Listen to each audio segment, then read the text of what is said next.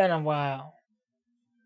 A very long time. I'm just going to start out with saying that in the past, people have done some shit that's very questionable by today's standards, whereby during those times, it wasn't really looked at as, what the hell. In this 5, we're going to be discussing, or highlighting, 5 controversial experiments. No experiment on this list is ordered in any particular severity. So the first one on our list is the monster study. So the monster study was a stuttering study done in the year 1939 in the town of Davenport, Iowa.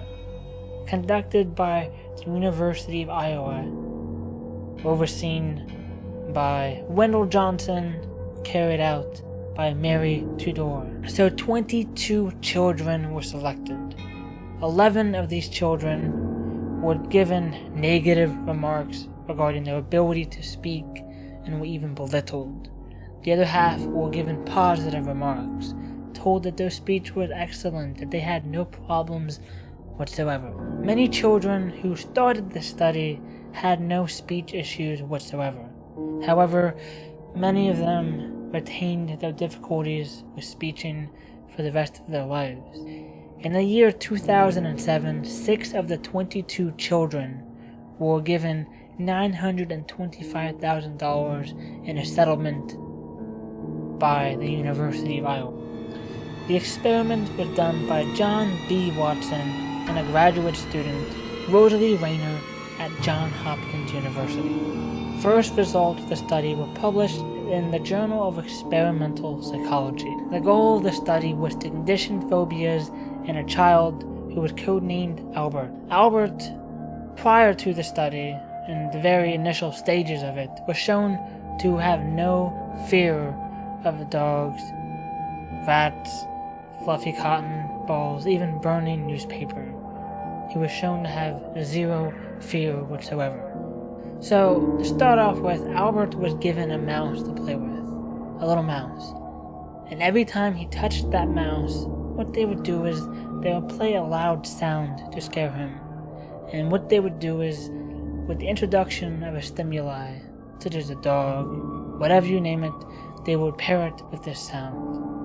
They would continue to play the sound whenever he interacted with the stimuli, dog, rabbit, whatever you call it, until he would no longer need the stimuli to fear that object or animal. In later instances, Albert was shown to show signs of distress without the introduction of the sound. After the study, however, they made no effort to desensitize him, which is really weird. Why would you put a baby through that kind of ordeal and not even try to fix what you've done? It's sad to say, we actually don't know what happened to Albert. I mean, there's been some things on the internet saying, oh, this is him and such, but we actually don't know what happened to him. And he might have grown up, or he might be dead now, but he might have grown up being afraid to dump shit. So in our next study, we have the blue-eyed versus brown-eyed experiment. The blue-eyed versus brown-eyed experiment was conducted by a 3rd grade teacher named Jane Elliott in the year 1968. So the idea for the experiment came after the assassination of Martin Luther King Jr., whereby a reporter had compared his assassination to JFK's and saying that it was JFK's wife who held white people together. So Jane decided to combine a lesson on Native Americans and Martin Luther King Jr. in an attempt to get her students to understand what it feels like to be segregated and discriminated against based on certain features. On the first day of the experiment, she told the blue-eyed students that they were superior to the brown-eyed students, and thus they would receive special rewards and privileges for their being blue-eyed. In this case, it was extra food at lunch and extra recess time. And she told them specifically not to interact with the brown-eyed students. The blue-eyed students treated the brown-eyed students, obviously, as if they were inferior. So on the second day, she reversed the roles. She told the brown-eyed students that they were superior, and they had similar results. However, the brown-eyed students were not nearly as severe towards their treatment as the blue-eyed students, as the blue-eyed were towards them. So our next entry in this list is the Milgram shock experiment. The experiment took place in the year 1963 by Stanley Milgram.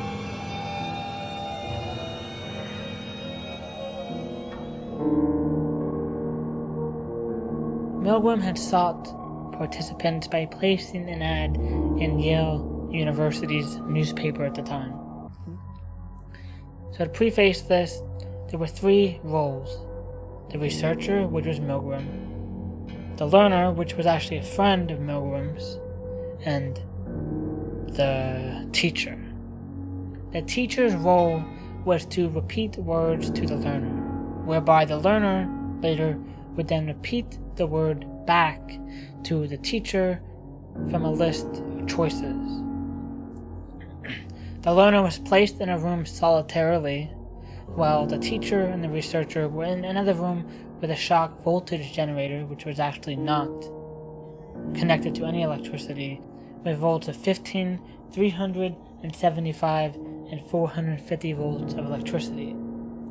Each time the learner would respond with an incorrect word, the teacher would shock them. However, after hearing the screams of the learner, which they actually weren't screaming at all, they would hesitate, and Milgram would thus insist that they must continue the experiment. And it actually shows by his results that 65% of the teachers shocked the learner to the highest voltage. But he actually didn't, but they thought that they did. And his conclusion was that given authority over an individual, a person would even go against their own morality and their own morals in conducting a task.